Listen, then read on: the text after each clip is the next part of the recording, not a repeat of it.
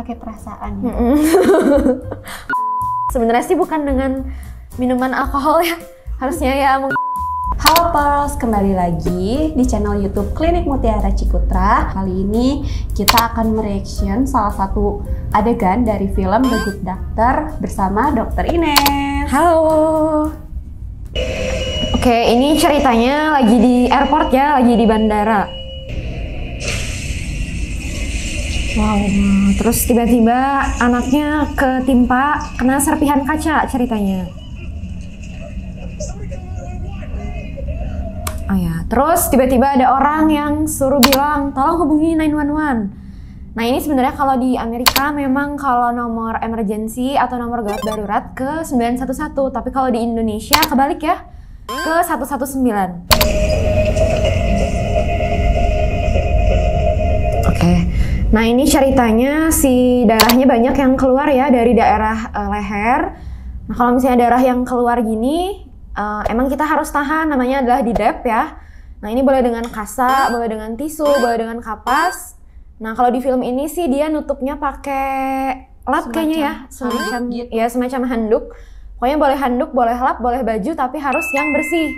Nah terus kita tekan kurang lebih sekitar 5 menitan biar si darahnya nggak keluar lagi ya. Oh iya dok, sama aku mau tanya juga nih, ini kan dalam videonya itu si anak itu nggak dipindahin ya dari serpihan-serpihan kaca. Nah itu apa tidak berbahaya? Karena kan itu di bawahnya masih ada serpihan kaca yang banyak gitu. Terus badannya disimpan di atas serpihan kaca itu. Iya, idealnya sih kalau kita menemukan kasus seperti ini ya, misalnya ada korban yang ini dalam konteks ini misalnya terkena serpihan kaca. Kita lihat memang di lantainya banyak kaca, banyak serpihan-serpihan kaca ya, takutnya memang nusuk ke bagian tubuh yang lainnya ya, malah bisa memberikan luka ke bagian tubuh yang lainnya. Jadi memang idealnya korban ini harusnya dipindahkan dulu ke tempat yang aman ya, yang bebas dari serpihan kaca juga sih seharusnya. He would be in the right place if he were an adult. He's not an adult, he is a boy, which means you're also putting pressure on his trachea, which means he's not currently breathing. Nah, yang ini juga dok.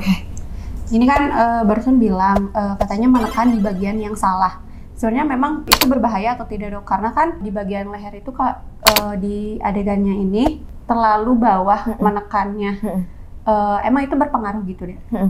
Kalau dalam konteks film ini kan korbannya adalah anak-anak ya. Anak-anak tuh memang anatominya memang agak sedikit lebih berbeda dibandingkan dengan orang dewasa ya. Kalau orang dewasa kan strukturnya lebih panjang dibandingkan dengan anak-anak. Nah itu dia menekan si batang tenggorokan, makanya si anaknya jadi nggak bisa bernafas. Jadi terlalu bawah si nekannya ya. Jadi batang tenggorokannya jadi cenderung ketutup, cenderung ketahan sama tadi si handuk tadi. Makanya harus dipindahkan ke lebih atas supaya batang tenggorokannya ada udara juga biar dia bisa kembali nafas si anaknya gitu. Oh iya di sini kan ya, ini lebih atas, lebih atas gitu ya.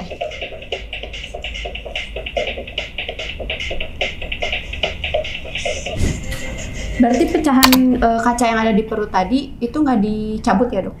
Iya, kalau misalnya pecahan, pokoknya kalau misalnya ada benda apapun yang menusuk ya, misalnya itu, misalnya orang ditusuk pisau, terus misalnya kayak ini terkena serpihan kaca, ini memang disarankan untuk tidak dicabut. Karena takutnya kalau misalnya kita cabut, darahnya malah makin rembes kemana-mana gitu. Kan ini ada benda yang menahan ya, menahan supaya darahnya nggak muncrat, nggak nyembur. Nah kalau takutnya kalau misalnya kita cabut, malah makin perdarahannya makin banyak gitu. Jadi kalau misalnya ada benda apapun misalnya yang nusuk, sebisa mungkin sih nggak usah dicabut gitu.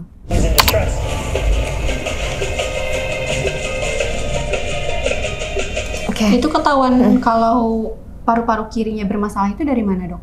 Sebenarnya sih idealnya kalau misalnya di rumah sakit kita harus dengerin dulu pakai stetoskop ya. Kalau misalnya suara paru kanan sama kirinya nggak simetris atau nggak sama.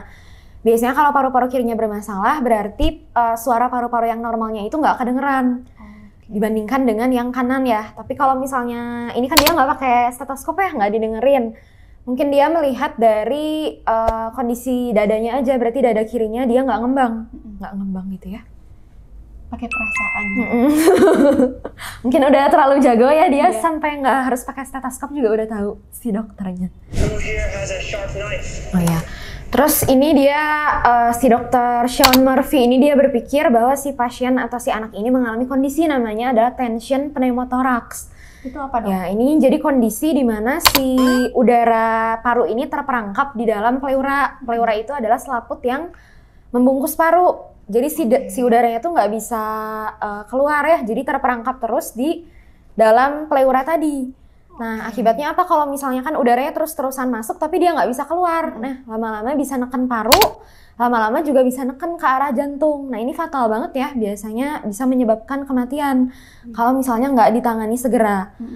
Nah, idealnya dia kan nyari pisau ya, pisau tajam 5 inci atau lebih. Nah, idealnya biasanya dilakukan tindakan untuk mengeluarkan udara, yaitu dengan menggunakan pisau kayak ditusuk gitu di bagian dadanya biar udaranya bisa keluar, biar dia bisa nafas lagi dengan normal si anaknya gitu. Oke. 5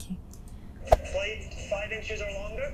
Makanya di sini dokter itu cari pisau. Pisau. Ya, dok? Inspiration. He's got to start breathing very soon. Kalau nggak fatal banget ya, bisa mati kalau nggak udaranya dikeluarin segera gitu. Itu bisa bertahan dalam jangka waktu berapa lama sih dok anaknya tuh? Kalau misalkan ini kan kayak penanganannya juga lambat ya, kayak dokternya harus cari pisau dulu gitu kan, terus harus cari alat-alat yang lain gitu. Kalau untuk kasus tension pneumotoraks ini termasuk kegawat daruratan ya istilahnya dalam bidang kedokteran. Jadi memang waktu untuk sampai dia bisa jadi fatal, bisa sampai jadi kondisi yang tidak tertangani. Nah, ini mungkin dalam waktu hitungan menit ya.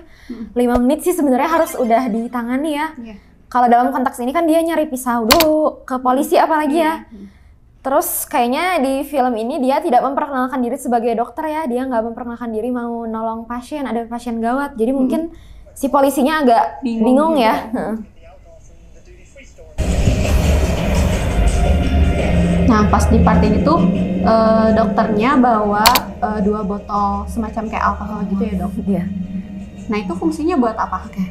Ya sebenarnya sih kalau misalnya dia sebenarnya mau melakukan tindakan tadi ya untuk mengeluarkan si udara yang ada di paru tadi yang nggak bisa keluar, udaranya terperangkap di rongga pleura tadi. Nah, sebenarnya memang tindakannya ini steril ya.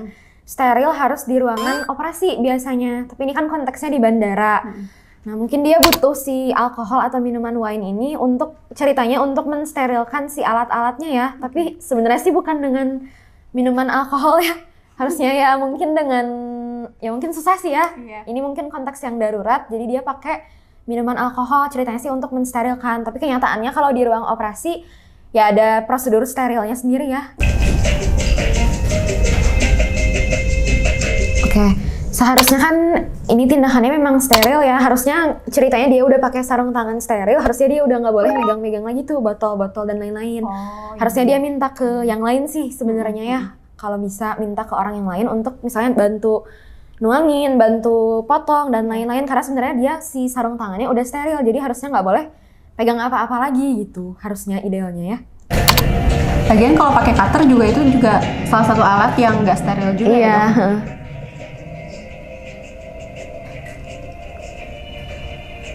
Dan kenapa dokternya tahu kalau yang harus di black itu di bagian rusuk kedua itu? Sebenarnya ini dia melakukan tindakan namanya adalah water seal drainage atau WSD ya singkatannya. Jadi dia membuka supaya udaranya bisa keluar, dan itu emang letaknya di kedokteran itu di namanya adalah spasium intercostal 2. Jadi di bawah tulang rusuk yang kedua di anak-anak ya. Jadi harusnya sih pakai bukan cutter ya, pakai scalpel atau bisturi ditusuk. Nah, tapi dalam film ini kan nggak ada, jadi dia pakai cutter, dan cutternya juga kayaknya kurang steril ya. Jadi mungkin darurat. Jadi ini di belek gitu di bawah tulang rusuk yang kedua. Nah, terus nanti disambungin pakai selang. Jadi si selangnya dimasukin ke tulang rusuk yang kedua tadi, terus disambungin ke botol. Nah, fungsi botol ini sih sebenarnya buat ngeluarin udara tadi. Jadi sebenarnya dia mau bikin katup searah biar udaranya bisa keluar ke botol tadi tapi nggak bisa masuk lagi ke paru. Jadi udara yang tadi terperangkap di pleura tadi bisa keluar gitu. Nah, ini tandanya ada air bubble ya, ada udara yang keluar.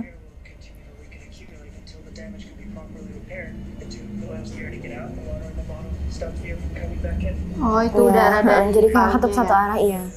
Nah, tuh dia jadi bisa nafas lagi ya. Oh iya.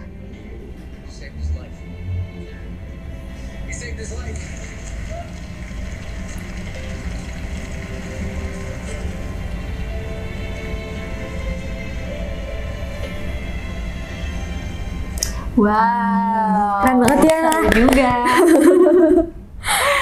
Ya tapi memang pada nyatanya juga kalau di Indonesia misalkan ada kejadian seperti ini gak mungkin langsung ditindak di tempat juga ya dok ya, pasti akan langsung dibawa ke rumah sakit. Fasilitas kesehatan terdekat ya, paling itu sih IGD rumah sakit terdekat ya. Gitu.